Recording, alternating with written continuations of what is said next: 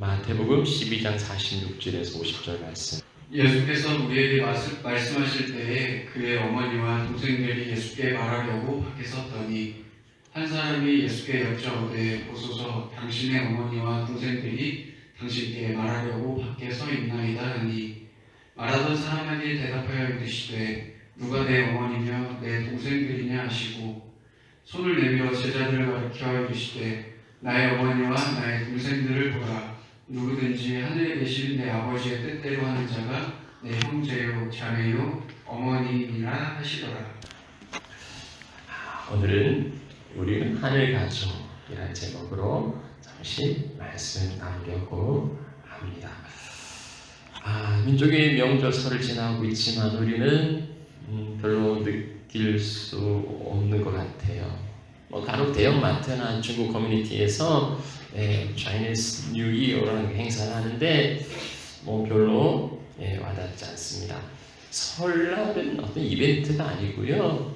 흩어졌던 가족들, 친척들이 꽉 막힌 그 교통 혼잡에도 불구하고 고향을 찾아서 한자리에 모여 세배도 올리고 그리고 덕담도 나누고 그동안 지냈던 이야기 꽃을 피우는 날인데 우리 가족들이 멀리 있으니 가족들이 너무 멀리 있어서 명절 분위기가 안 나는 것 같아요. 그런데 가족과의 만남이 늘 좋은 것만은 아닌 듯 싶습니다. 그 명절 증후군이라 하는데요. 대한민국에서 명절을 보내면서 생기는 스트레스로 인한 그 정신적인, 육체적인 현상. 그래서 명절을 기다리는 게 아니고 기피하는 겁니다. 과도한 그 가사노동에 시달리는 그 며느리들에게 핫한 그 아이템이 가짜 기부스라고 하죠. 오죽하면 그럴까 싶기도 한데, 근데 또 가짜 기부스하고 나타나면 몸은 편하겠지만 마음은 불편하겠죠.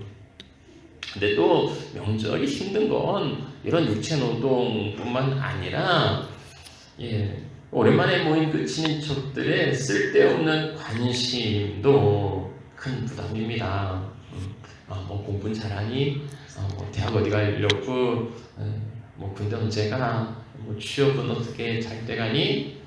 애인 있어? 결혼 언제 할 거야? 애는 낳아야지.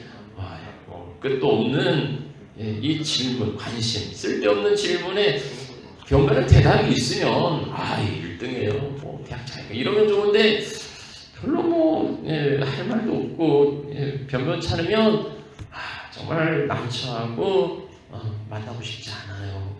곤욕이죠. 또 오래간만에 모이면 세대 간, 이념 간 또 토론과 논쟁이 불꽃 튈 수도 있어요. 진보와 보수로 나뉘어서 결국 큰 싸움이 일어날 수도 있습니다. 그래서 어떤 사람들은요, 그 가족들을 피해서 해외여행을 떠나기도 해요. 그래서 명절은 공항이 북적됩니다. 현대사회는 혈연이 아니더라도요, 새로운 가족을 만들어갈 수 있습니다. 대표적인 예가 이웃사촌이지요. 명심보가 있답니다. 멀리 있는 불은 가까운 불을 끄지 못하고 먼 곳의 친척은 가까운 이웃보다 못하다. 멀리 있는 친척보다는 이웃이 사촌처럼 가깝다는 거지요. 그래서 우리가 멀리 친척들이 있지만 그러나 또 가까운 친구들, 이웃들이 있어 지낼만 합니다. 그런데 또 요즘은 그 층간 소음으로 인한 그 불안이나 아니면 이웃에 누가 죽어도 발견하지 못하는 그 고독사 이런 걸 보면 이웃 사촌도 또 이렇게 다 그런 건 아닌 것 같아요. 점점 가족이 해체되고 있습니다. 1인 가구도 급증하고 있고요. 잠만 같이 할 뿐이지 가족 간의 벽이 높아갑니다. 그렇게 삭막해지는 세상 가운데서 따뜻하고 훈훈한 새로운 가족 이야기, 그건 입양이에요. 새로운 가족, 따뜻한 가족 입양. 세상은 참 불공평해요. 어떤 생명은 뭐 금수저 물고 태어났지만 어떤 사람은 출생부터 장애나 가난으로 불공평하게 시작합니다. 심지어 그 짐이 얼마나 무거운지 부모마저도 감당할 수가 없어서 자식을 내팽개치는, 그렇게 버림받은 생명은 어떻게 살아가란 말입니까? 일본에서 미국으로 이민 온 그 마사루 앨리스 씨, 그양 제닛 앨리스, 이 커플이 결혼을 하고요, 아들과 딸을 가지게 되었습니다. 그런데 그 안에 그 제닛 씨는 본래부터 아이를 둘 낳고 그 후에는 이제 입양을 통해서 대가족을 이루고자 하는 그런 이제 계획을 갖고 있어서 이제 이들이 아들과 딸을 낳고 이제 입양에 관심을 갖게 된 거예요. 근데 이제 남편의 그 나라 일본은 이제 국제 입양을 허용하지 않으니까 그 가까이 이제 한국에서 입양을 추진한 겁니다. 첫 입양은 6살과 5살의 커플인데요. 캐리와 크리스토퍼를, 그 남매예요. 이 남매는 선천적으로 뼈가 약해서 쉽게 부러지는 그 유전병, 취약성 골절을 앓고 있었습니다. 자기 아들을 입양하는데 남편의 망설임이 있었는데 이 마사오 씨가 이제 교회 모임에서 응답을 받았다고 해요. 그렇게 하라는 그 음성을 들었다고 해요. 그래서 남매가 그 잦은 그 부상이 뭐 16번 뭐 부러지고 뭐 했는데도 정상적으로 이제 성장해서 결혼하고 사회복지사와 물리치료사로 이제 일하고 있답니다. 자, 이 아이를 입양한 2년 후에는 그 척추 결핵에 걸려서 그 설 수도 없고 걸을 수도 없는 에밀리를 또 입양합니다. 더 심한 장애를 가진 아이를 입양하는 데 있어서 남편의 그 반대가 좀 있었지만 또 기도로 남편이 이렇게 기도해서 응답을 받고 생후 30개월째 에밀리가 이제 대수술을 받고 기적적으로 회복합니다. 그래서 정상적으로 성장해요. 세 번째 입양 나이는 제인입니다. 이 친구가 제인이라고 그래요. 제인은 서울 강남 그 어느 동네 처마밑에서 발견됐는데요. 그 버림받은 그 중증 장애 아동을 치료하는 서울시 마동병원에서 생사를 헤매고 있을 때 이 부부가 입양을 합니다. 그래서 이 부부가 또 급진히 치료하고 살펴서 작업을 마치고 지금 주일학교 교사로 봉사하고 있대요. 그 다음 네 번째 입양은 6살짜리 에린인데요. 여기는 이제 가장 그 중증, 아주 심한 중증 뇌성마비 장애를 앓고 있었고, 그래서 목 그 아래의 근육을 지탱할 수 있는 의료 장비를 수시로 갈아줘야 했고, 굉장히 힘들었. 이들 부부도 이제 또 나이가 많아지니까 굉장히 힘들었지만 고등학교를 잘 졸업하고 이제 또 감당하기 어려우니까 그 장애인 전용 아파트로 이제 보냈는데 거기에서 예리는 남편을 만난 거예요. 자기를 도와주던 사회복지사와 지난 2011년에 이제 결혼해서 가정을 이루었다 합니다. 윤정순, 윤성기, 이수정, 조미애. 그렇게 태어난 이 아이들은요, 부모마저도 팽개친 버림받은 존재였습니다. 그런 아이들이 캐리, 크리스토퍼, 에밀리, 제인이, 에린, 이름만 바뀐 게 아니고요, 그들의 삶이 바뀐 거예요. 부모도 버렸지만 이들을 거두고 품어준 그 따뜻한 마사오와 제닛 이 커플의 손길이 있었기 때문에 엄청난 장애를 가지고 태어났지만은 좋은 부모를 만나고 무엇보다 그 장애에 대한 인식과 배려가 훨씬 좋은 그 미국이라는 좋은 나라를 만났기 때문에 이들은 정상적으로 성장하고 그리고 가정을 이룰 수 있었던 겁니다. 좋은 부모를 만난다는 거, 좋은 나라에서 살아간다는 거, 정말 큰 복이에요. 그들의 출생은 정말 고통 가운데에 버림받은 존재였지만은 그러나 입양을 통한 새로운 만남은 이들의 삶의 희망과 그리고 행복을 가져다 주었습니다. 이 원리는요, 고스란히 우리 영적인 구원에도 적용이 됩니다. 입양은요, 우리가 구원받아서 천국의 영광에 이르기까지 그 서정 과정을 보여주는 구원의 서정. 그리고 보통 이제 9단계로 이야기를 합니다. 하나님의 택한 자를 부르세요. 하나님이 부르시는 거예요. 우리가 오늘 이 자리에 있는 것도요, 하나님이 우리를 불러주셨기 때문이지요. 그리고 그를 거듭나게 하십니다. 다시 태어나게 하세요. 우리 육적으로 태어나는 게 아니고 영적으로 다시 거듭나고, 그리고 거듭난 자를 주님께서 돌이키게 하시는 겁니다. 회심, 회개하게 하시는 거예요. 그럴 때 그는 예수 그리스도를 나의 주로 고백합니다. 믿음이죠. 신앙, 믿음.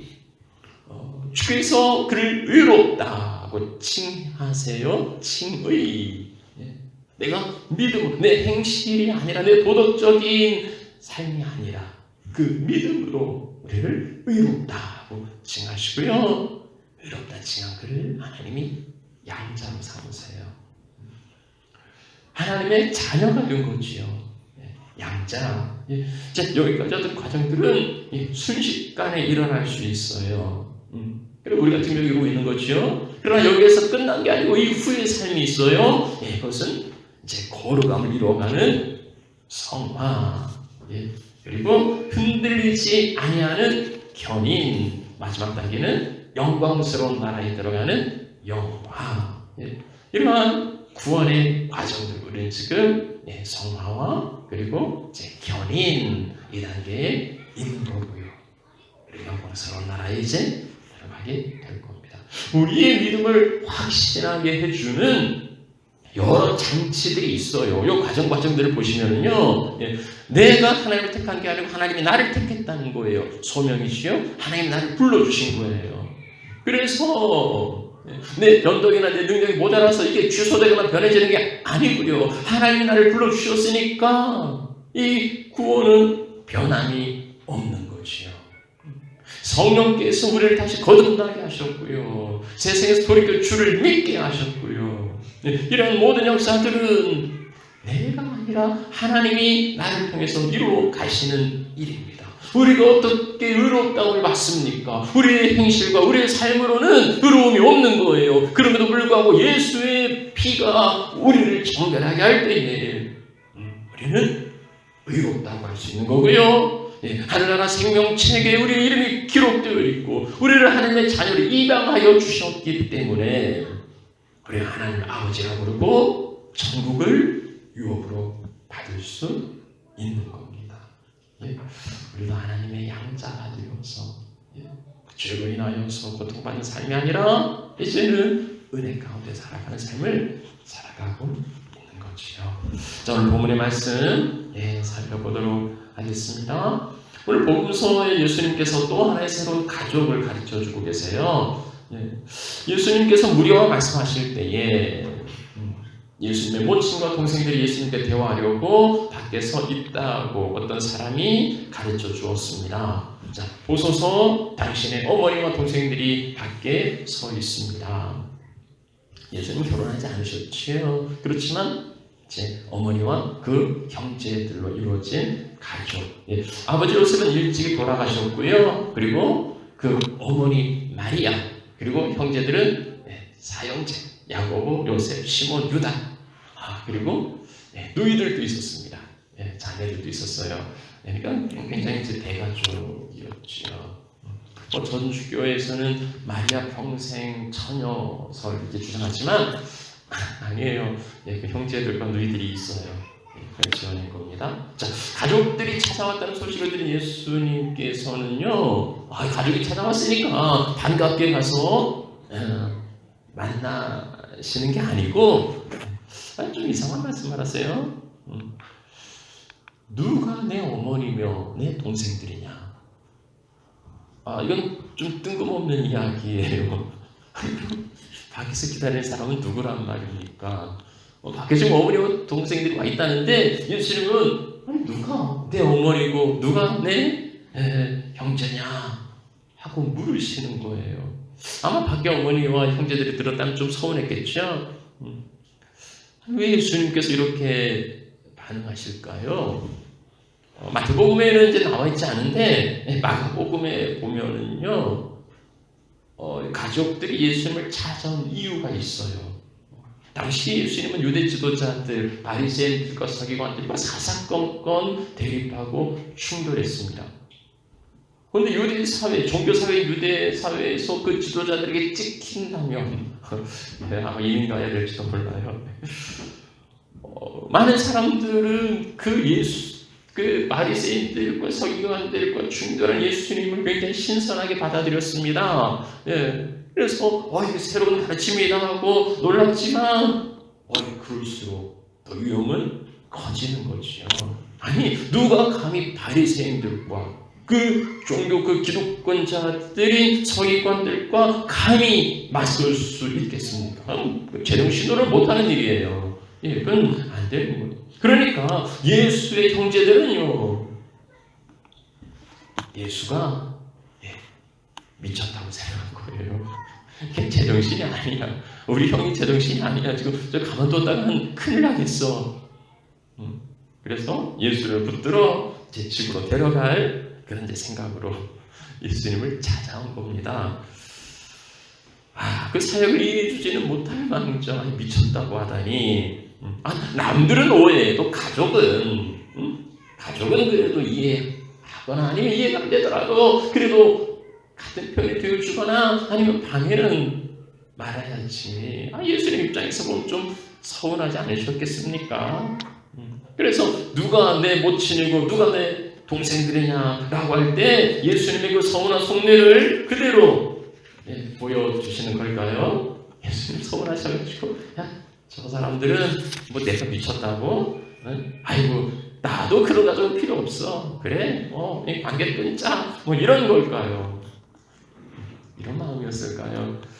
사실 예수님께서는 오해 소지가 있는 말씀들을 좀 많이 하셨어요. 뭐 자기 부모, 처자와 형제와 자매까지 뭐 미워해야 뭐 내 제자가 된다고 이런 말씀도 하시고요. 원수가 누구냐? 내가 온 건 아버지와 딸이 어머니와 며느리와 시어머니를 불화하게 하려고 왔다. 사람의 원수가 집안 식구다. 뭐 이런 말씀도 하셨어요. 이건 이제 이 문자 그대로 이해하시면 곤란하고요. 이단 사이비들은 그대로 이제 가르치고 그래서 가정 분란과 가정 파탄을 조장하는데 이건 문자적 그런 의미가 아니에요. 그럴 거면 예수님이 30년간이나 부부를 공경하고 동생을 챙길 이유가 없는 거예요. 우리는 한 20세, 여기 18세가 성인이지만 유대 사회는 13살이면 성인식을 치릅니다. 그리고 그 13살이 되면 유대 사회는 독립된 구성원으로 인정을 받아요. 예수님이 메시아로 세상을 구원하실 거면은 뭐 굳이 30살까지 장가도 못 가시고 그렇게 집안일 살필 이유가 없는 거예요. 사실 학자들은 그 예수님의 그 부친인 요셉이 일찍이 세상을 떠났다고 해요. 그래서 그 빈자리를 제 장남인 예수님이 충실하게 감당하시고 그래서 보통 뭐 13살 성인이니까 보통 20대에 20대 전에 이제 결혼들 하고 하는데 예수님은 30세까지 그 집안을 돌보시고 끝까지 자식으로서의 도리를 다 하신 거예요. 예수님 십자가에 달려 돌아가실 때에도 그 어머니, 동생들이 있지만, 동생들이 많이 있지만 그 어머니를 참 걱정하시는 거예요. 그래서 자기 동생도 있지만 자기 사랑하는 제자 요한에게 여자여 보소서 아들입니다. 나는 지금 죽지만 내 대신 아들 요한에게 부탁합니다. 요한에게 내 어머니라고 그렇게 부탁합니다.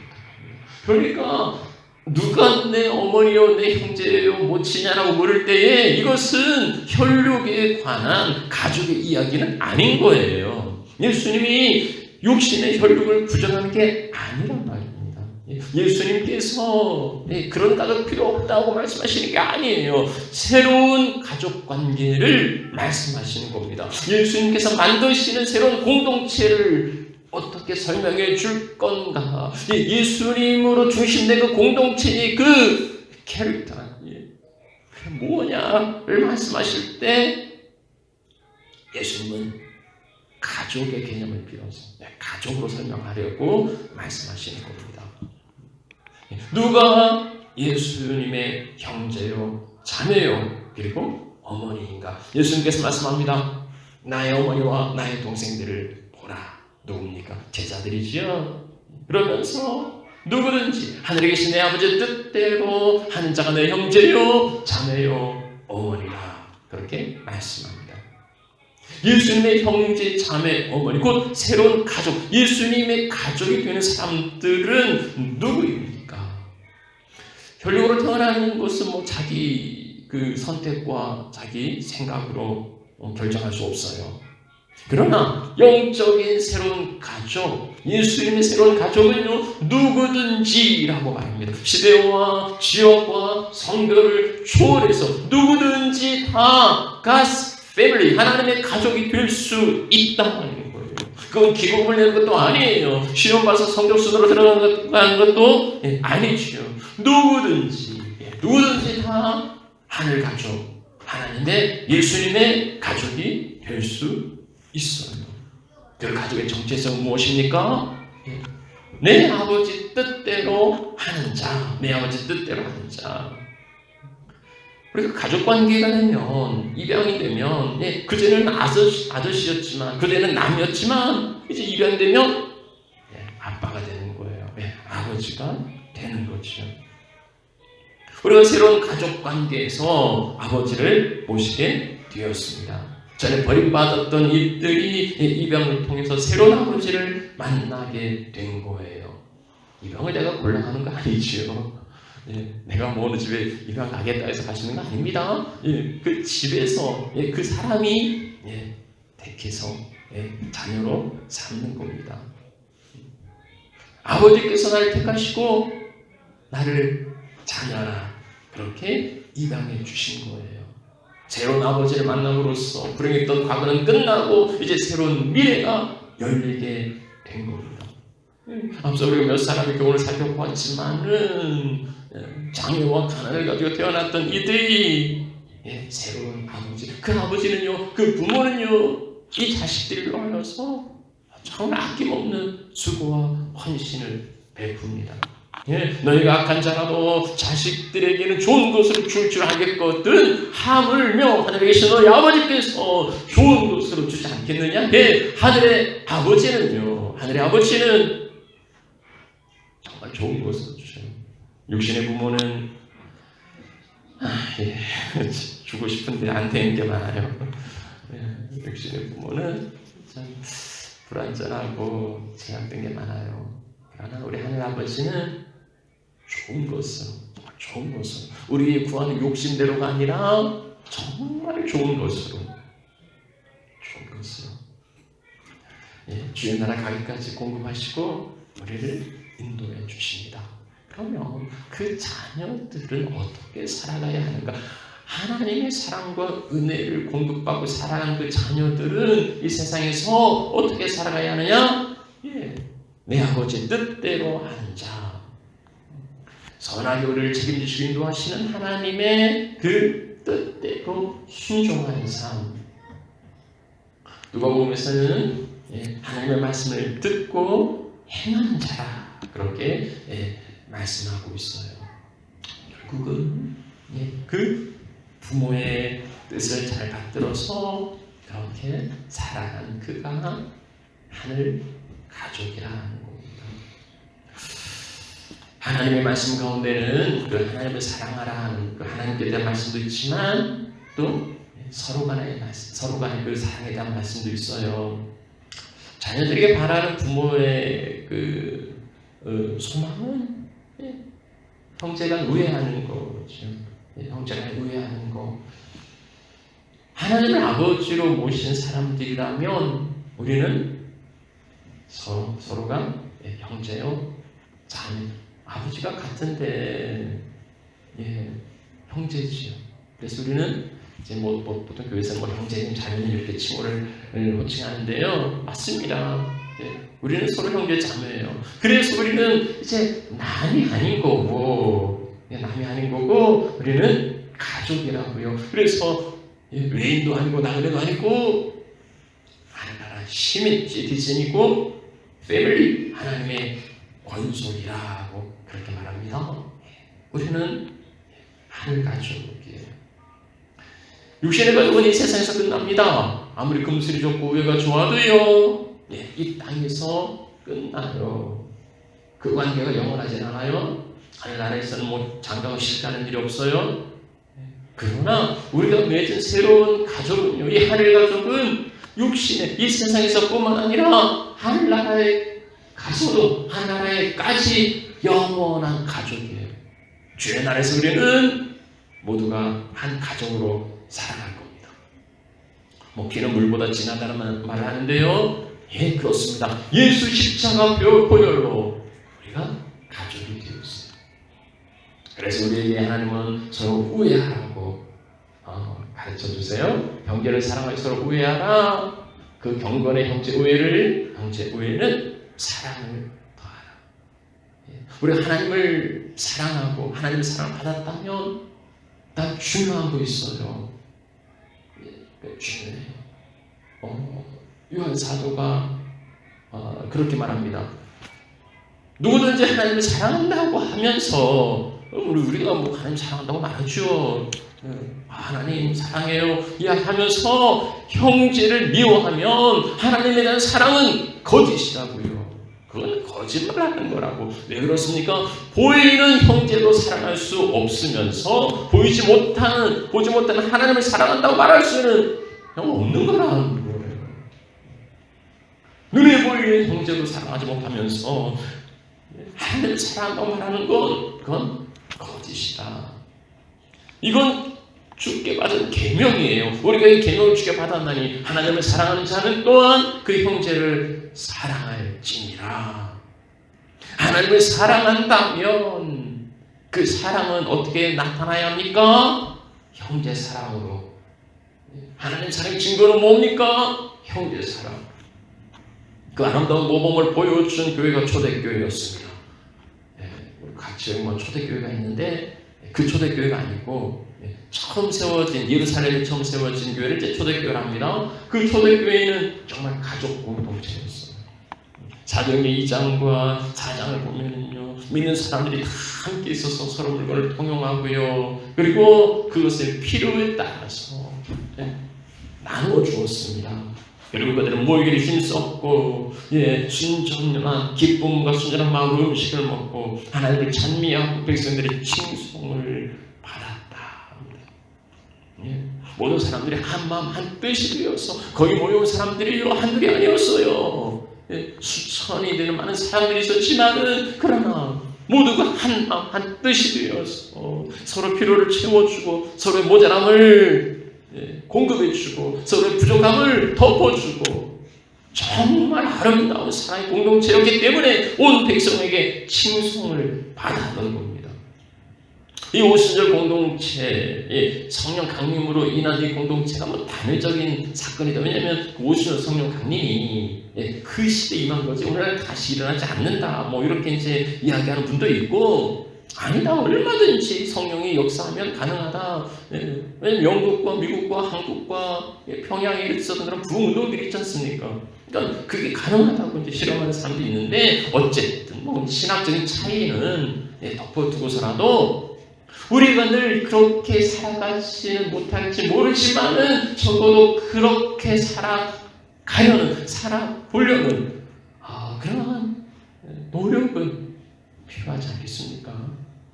오늘날 교회 공동체가 가족이라고 하지만 형제님, 자매님이라고 부르지만은 그러나 남보다 못한 가족이 되어버린 경우가 얼마나 많이 있는지 모릅니다. 가족이지만 말만 가족이지 가족 같지 않은 가족들, 그런 교회들도 많이 있죠. 그런 거 어쩔 수 없다 하더라도요, 심지어 하늘 가족 교회라고 이름 붙인 교회가 가족이 아니면 이거 정말 얼마나 웃기는 이야기겠습니까? 십자가의 보혈이 우리를 구원하고 함께 하늘의 유업을 누릴 형제 자매로 우리를 삼아주셨습니다. 교회는 가족이에요. 가족은 이익 집단이 아닙니다. 잘나고 똑똑해야 대접받는 게 아니고요. 못나면 탈락되는 게 아니고요. 오히려 연약한 가족이 더 관심과 사랑을 받고 그 안에서는 모든 게 용납되는 거죠.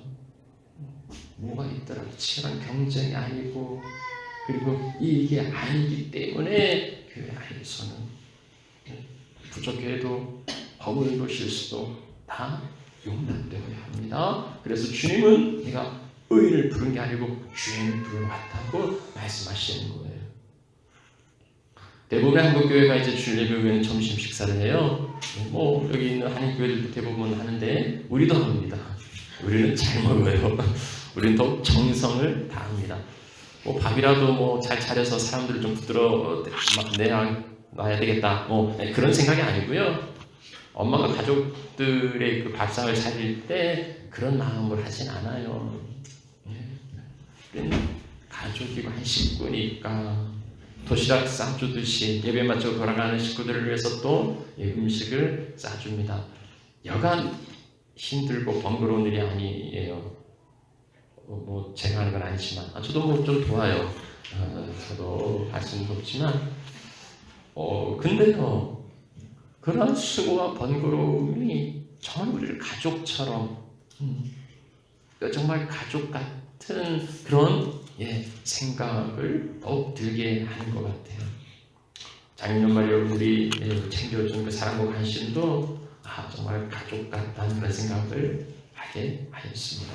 여러분 교회의 정의가 많이 있을 겁니다. 뭐 교회는 학교일 수도 있겠고요, 가르치는 곳, 교회는 치료하는 병원일 수도 있겠고요, 그리고 교회는 뭐 쉼터일 수도 있겠고요. 뭐 교회 여러 가지 이미지와 그리고 기능들과 정의들이 있겠지만 가장 본질적이고 가시적인 교회의 정의는 예수님께서 말씀하신 가족이 아닐까 싶어요.